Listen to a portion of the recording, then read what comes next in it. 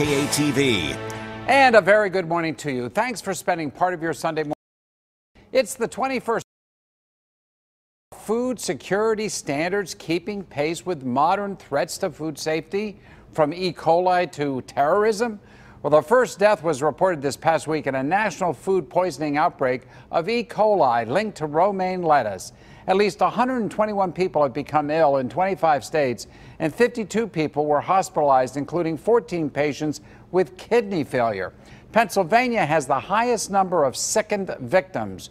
So how are consumers reacting to this problem? With Pennsylvania leading the nation in E. coli cases from contaminated romaine lettuce, shoppers seem a bit wary. I stay away from the romaine for sure. I usually buy the baby leaf spinach. I was thinking of getting romaine lettuce, but I changed my mind. I do like romaine, but right now I'll just avoid it. I'll take the butter lettuce. You know, that seems to be a pretty good option. Federal health officials say it's limited to romaine grown in Yuma, Arizona, not in California or other states. And supermarkets like Giant Eagle have already removed their Yuma lettuce. The CDC's warning was very specific to any romaine lettuce sourced from the Yuma, Arizona region. Once we were made aware of the warning, we immediately accelerated transition of sourcing for all of our romaine lettuce. We can say confidently now that none of the romaine lettuce throughout any of our stores is sourced from the Yuma region. Giant Eagle's Dan Donovan says customers who bought romaine and want to double check it or exchange it for California romaine should go to their local store. All of our Giant Eagle produce items come with a money-back guarantee. So here's the problem for careful shoppers. How can you tell whether this romaine lettuce is from California or Yuma, Arizona? Bottom line, you can't. Some lettuce products may indicate a country of origin. Most do not indicate the state, leaving customers to trust their grocery store's judgment. I don't think it would be on the shelves if it wasn't safe. Lynn Jones was stocking up on lots of romaine for tortoises, Shelby and Tank, because it's the only lettuce they eat. We eat it too, but they eat the bulk of it. But other customers are hesitant. Just going to play it safe for a little while until the all clear is given. So is the all clear there? Well, we're joined now by Dr. Amesh Adalja, a senior scholar at the Johns Hopkins Center for Health Security.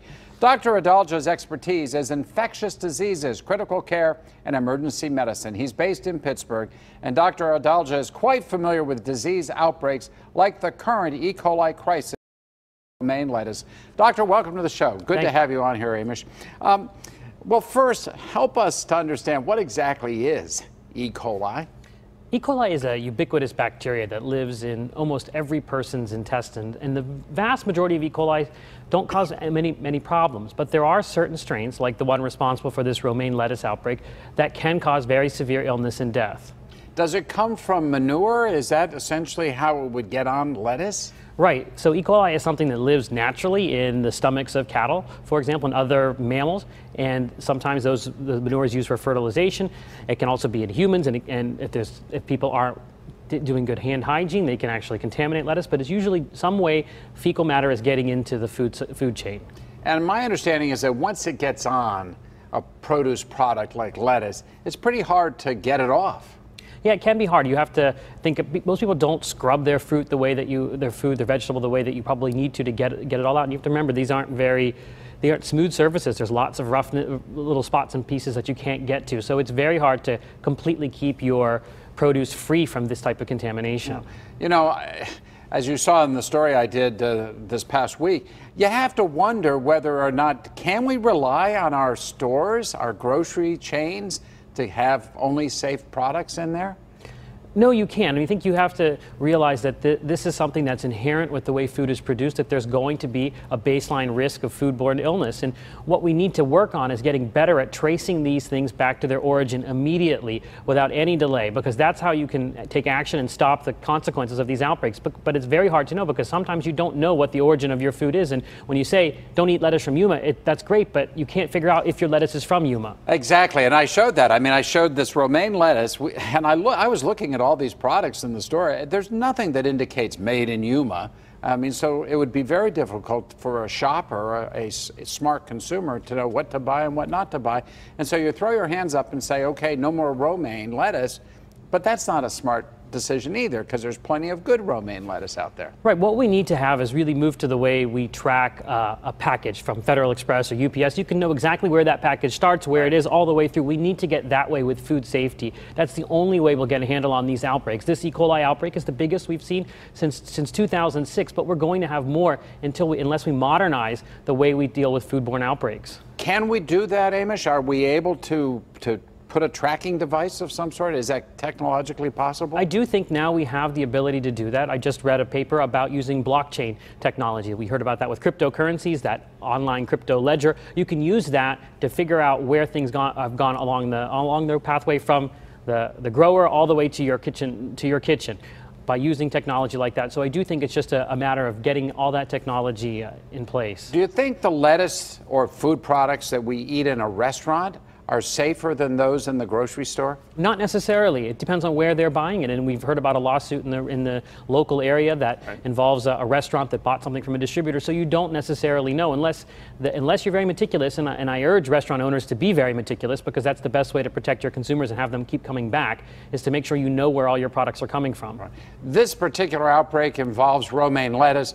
Can it just as easily involve other products that are grown in the ground? Yes, it has. We've seen E. coli outbreaks linked to spinach, to sprouts.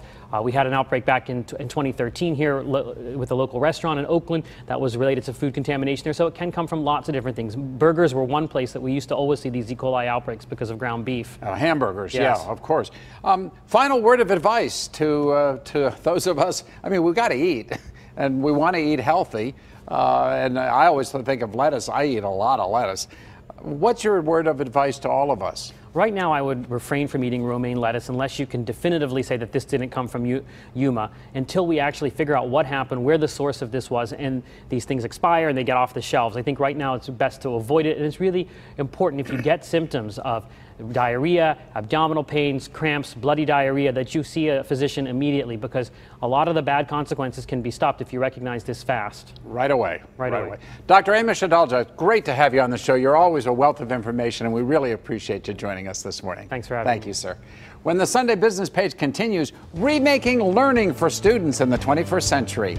Dr. Ted Dintersmith, called an education philanthropist, will